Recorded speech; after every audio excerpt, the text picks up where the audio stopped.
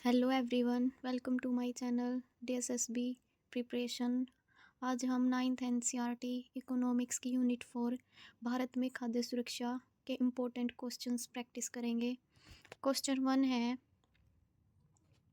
निम्नलिखित में से कौन सा खाद्य सुरक्षा का आयाम नहीं है? सभी लोगों के पास बढ़िया गुणवत्ता के खाद्य पदार्थ खरीदने की क्षमता हो। सेकंड है, खाद्य की उपलब्धता में कोई बाधा न हो। बढ़िया गुणवत्ता के खाद्य पदार्थ महंगे होने चाहिए। लोगों के पास खाद्य उपलब्ध हो। तो इसमें पूछ रखा है कि नहीं है, तो इसका आंसर हो जाएगा थर्ड, यानी कि बढ़िया गुणवत्ता के खाद्य पदार्थ महंगे होने चाहिए। तो अब हम चलते हैं नेक्स्ट क्वेश्चन पर। सबसे भयानक अकाल था बंगाल का अकाल, उत्तर प्रदेश में अकाल, दिल्ली का अकाल, कर्नाटक का अकाल।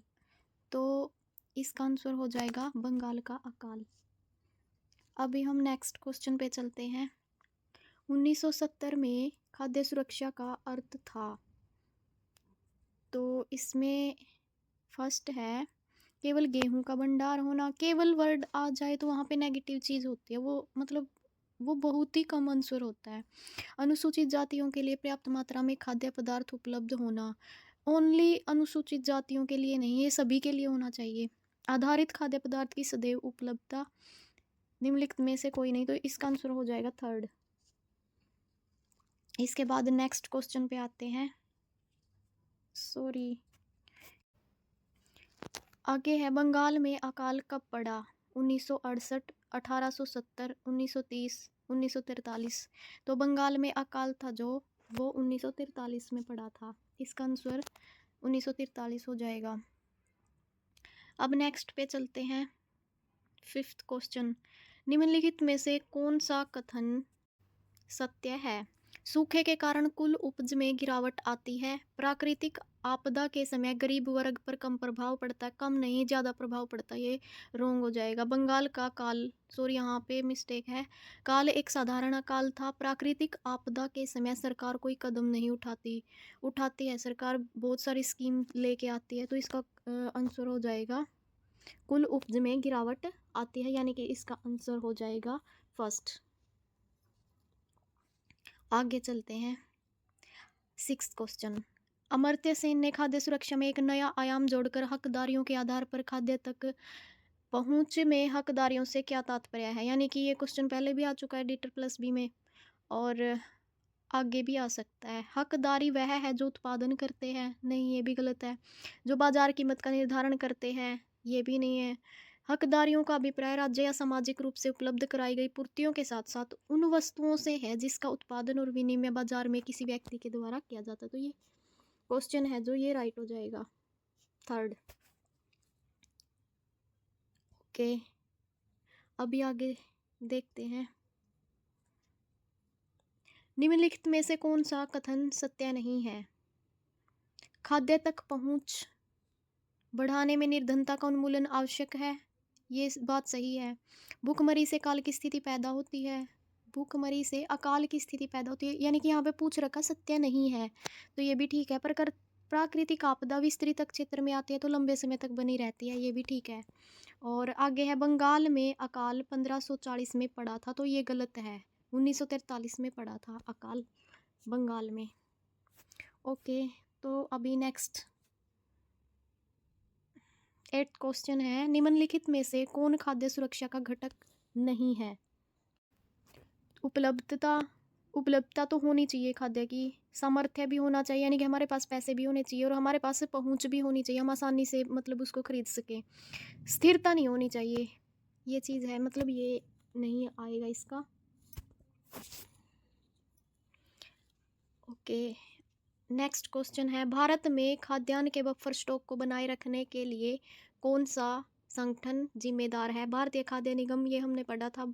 FCI विश्व व्यापार संगठन, WTO तो स्वास्थ्य से रिलेटेड होता है। राष्ट्रीय खाद्य सुरक्षा अधिनियम, राष्ट्रीय खाद्य सुरक्षा अधिनियम, और भारतीय कृषि अनुसंधान परिषद। तो इसका आंसर आ जाएगा फर्स्ट, भारतीय खाद्य निगम, यानी कि FCI। ओके, नेक्स्ट क्वेश्चन है, कौन सी योजना भारत में समाज के आर्थिक रूप से कमजोर वर्गों को रियायती दरों पर खाद्यान्न उपलब्ध कराती है? यानी कि गरीब लोगों के लिए। गरीब लोगों के लिए हमने पढ़ा था अंत्योदय अन्न योजना AAY, यानी कि इसका आंसर हो जाएगा ये, बाकी नहीं आएगी। मध्याह्न ये मिड डे मील तो स्कूल में करवाई गई थी, ये सब कुछ। नेक्स्ट क्वेश्चन है, भारत में किस राज्य ने सबसे गरीब लोगों को खाद्य सुरक्षा प्रदान करने के लिए सबसे पहले अंत्योदय अन्न योजना AAY शुरू की थी? तो सबसे पहले किस राज्य ने की थी? राजस्थान ने की थी। ओके, तो नेक्स्ट क्वेश्चन पे चलते हैं। निम्नलिखित में से कौन सी कृषि उत्पादन बढ़ाने की विधि नहीं है? फसल चक्र, जैविक खेती, आनुवंशिक रूप से संशोधित फसलें, उर्वरकों का उपयोग न्यूनतम करना। तो कृषि उत्पादन को बढ़ाने की विधि ये नहीं है, क्योंकि उर्वरकों से जो उर्वरक यूज हुए थे ना हरित क्रांति के थ्रू, तो उसमें उत्पादन ज़्यादा हुआ था, तो ये नहीं है। तो नेक्स्ट पे चलते हैं। भारत में,